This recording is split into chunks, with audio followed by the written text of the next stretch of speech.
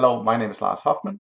I'm here to give you an introduction to the code of conduct that we expect of you at our video conference meeting.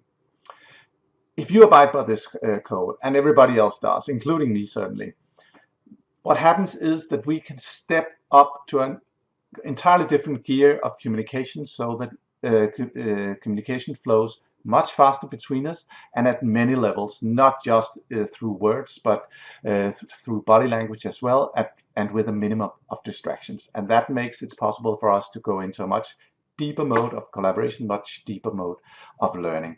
And that's hard to convince you of. The best thing is to try it. So I hope you'll listen into these principles of our code of conduct and abide by them in our meeting.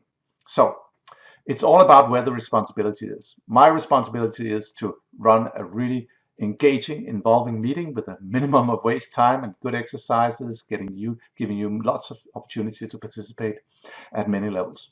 Your responsibility is this code of conduct, and it has many levels, so let me begin with your connection. So it's your responsibility to have a good internet connection wherever you're sitting.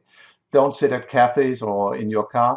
It can be done, but please, it's your responsibility to have a good connection. It's also your responsibility that you know the software and have it installed on your device. And that is as a minimum on how to turn on your webcam, how to mute yourself when you are not talking, especially in plenary when there are many participants. You should also know how to share your screen if possible, and then how to use the chat in the software, because that's a very good tool of parallel communication.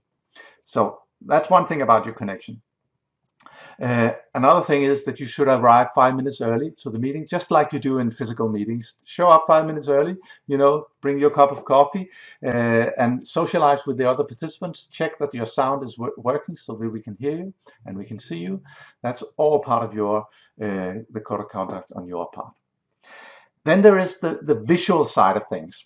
You should join on your own individual webcam. So don't join with 5 others. Join on your own webcam. It's better if you use your laptop or your tablet or your smartphone than in a conference setting with a lot of others. And then you should place your webcam so that it is horizontal with your eyes. So put some books under your laptop, do whatever it takes to get the webcam up in horizontal mode so that we can see you directly, like it's face-to-face communication. Don't do it, from the table so that we look up your nose, and don't look up on the camera so we can't see you directly. This level gives the best possible communication. And why is that? Well, if we're going to have body language communication, which is so important for good communication, then we need to be able to read your body language around your eyes. That is where 90% of the body language occurs. So horizontal and lots of light on your face, and a minimum of light in your background. So please, no sunlight, no windows in your background. That will make your face completely dark. So that's also very important. Then you should use a headset, and especially one with a microphone close to your mouth. That will give us the best sound so that we can clearly hear you, and it would minimize noises in the background. But even when using a headset such as this, when you are in plenary and you're not talking, you should mute yourself, so that we can't hear whatever noises are in the background, or we can't hear you typing or whatever you might be doing. So those things are really important in order to not disturb the conference for others. And then finally, remember to be social. Remember that you're not watching video, you're not watching TV. So please don't be a zombie. I've seen many people sitting at video conference like this, like they are watching some very, very boring video. And of course, it's my responsibility to react to that. I can see that people are not engaged, but it's also your responsibility to react to what the speaker is saying. And what do I mean by reacting? Well, I mean that you should mirror what he or she is saying. So if I'm saying something that makes me really happy, and you should be nodding and smiling, because you're recognizing what I'm saying or what somebody else is saying, and that will make it much more likely that other people will become engaged and will show emotion when they're speaking. So please help others by mirroring their body language as they're speaking.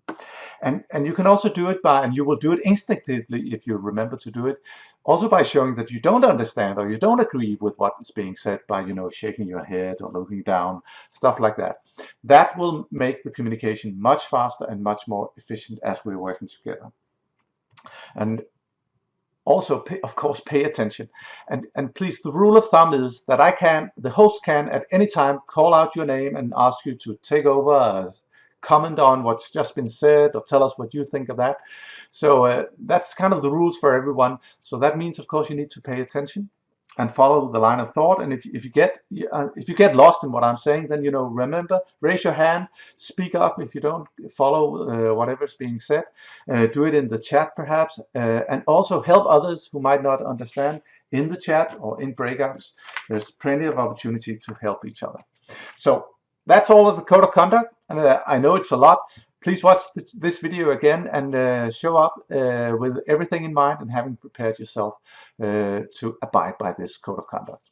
And we're going to have fun with it, of course, because it's hard to get in the first try. I certainly acknowledge that. So looking forward to meeting you online. Thank you very much.